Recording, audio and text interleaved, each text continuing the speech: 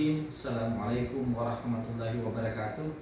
Alhamdulillah wa syukurillah. Pada kesempatan hari ini, perkenalkan, saya nama Samsul Bahru, jurusan Manajemen Pemasaran, Pasca Sarjana Universitas Palu Oleo. Saat ini saya diberikan kesempatan untuk memberikan persentase terkait dengan mata kuliah Manajemen Sumber Daya Manusia pada bab 2, yaitu perekrutan, penempatan, dan manajemen bakat. Poin yang pertama adalah proses analisis pekerjaan dan manajemen bakat. Proses manajemen bakat merupakan proses yang berorientasi terhadap sasaran yang merupakan integrasi dari proses perencanaan, perekrutan, pengembangan, pengelolaan, dan pemberian kompensasi terhadap karyawan. Dasar-dasar dari analisis pekerjaan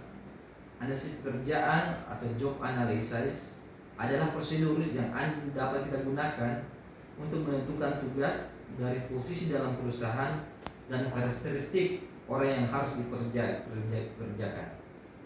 Penggunaan dari analisis pekerjaan adalah semua aktivitas dalam sumber daya manusia ini mempunyai manfaat. Berikutnya, terkait dengan analisis pekerjaan, bahwa dalam memutuskan analisis pekerjaan adalah bagaimana menggunakan informasi tersebut dalam teknik pengumpulan data seperti wawancara berguna untuk menulis dan deskripsi karyawan. Analisis dari aliran kerja dalam analisis pekerjaan adalah berguna untuk membantu manajer mengidentifikasikan apakah tugas dan tuntunan yang diminta suatu pekerjaan saat ini, baik terkait aliran kerja atau workflow analysis, adalah suatu terperinci mengenai aliran kerja dari suatu pekerjaan ke pekerjaan lain dalam suatu proses pekerjaan.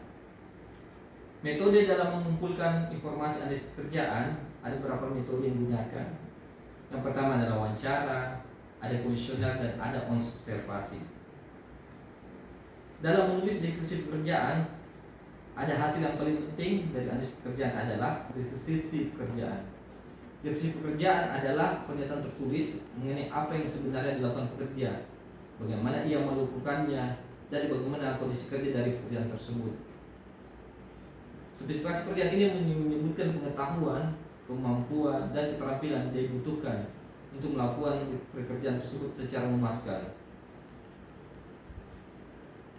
Dalam perencanaan personil dan perekrutan, ada beberapa hal yang perlu disampaikan. Yang pertama terkait perencanaan dan peramalan angkatan kerja. Perencanaan angkatan kerja atau pekerjaan atau personil adalah proses untuk memutuskan posisi dalam suatu perusahaan di masa akan datang dari pegawai pemeliharaan hingga CEO. Berikutnya adalah meramalkan penawaran kandidat dari dalam. Dengan mengetahui kebutuhan dari staf Anda, kita dapat memenuhi separuh atau persamaan staf berikutnya dengan memperkirakan penawaran kandidat dari dalam dan dari luar. Berikutnya adalah meramalkan penawaran kandidat dari luar. Ramalan mengenai ketersediaan angkatan kerja pertama-tama tergantung pada pengertian manajer itu sendiri mengenai apa yang sedang terjadi dalam industri dan lokalnya. Berikutnya adalah peran memantau angkatan kerja. Dan hal praktek manajemen bakat terbaik perencanaan angkatan kerja oleh karenanya menumbuhkan perhatian secara keberlanjutan terhadap isu-isu perencanaan angkatan kerja. Dalam tes dan seleksi pekerjaan, dalam berikut dasar-dasar pengetesan dan seleksi karyawan menyangkut elektabilitasnya, validitas, bias, analisis utilitas, dan generalisasi validitas. Ada beberapa jenis tes yang kita lihat dalam infografik style ini. Yang pertama ada terkait tes kemampuan kognitif, yang berikutnya tes kemampuan motorik dan fisik, berikut adalah mengukur kepribadian dan minat, dan berikutnya adalah tes pencapaian. Dalam wawancara kandidat ada beberapa jenis wawancara. Dalam wawancara itu melakukan seleksi. Secara contoh kita dapat mengklasifikasikan wawancara seleksi menurut yang pertama, seberapa struktur wawancara tersebut. Yang kedua, isi wawancara, jenis pertanyaan yang termuat dalam wawancara tersebut. Yang ketiga, bagaimana perusahaan mengatur wawancara tersebut. Ada beberapa kesalahan yang dapat mengurangi penggunaan wawancara. Wawancara kerja yang efektif memahami dan menghindari kesalahan wawancara umumnya adalah yang pertama ada kesan pertama. Berikutnya tidak mengklarifikasi apa yang dibutuhkan pekerjaan.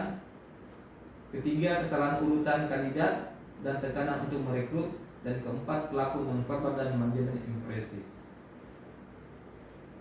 Ketiga, bagaimana merancang dan melakukan wawancara yang efektif. Yang pertama, kita lakukan wawancara efektif adalah pastikan Anda mengetahui pekerjaan tersebut. Yang kedua, buatlah struktur wawancara. Yang ketiga, buatlah terorganisasi. Yang keempat, bangun hubungan. Yang kelima, ajukan pertanyaan. Keenam, buatlah catatan singkat yang tidak menarik selama wawancara.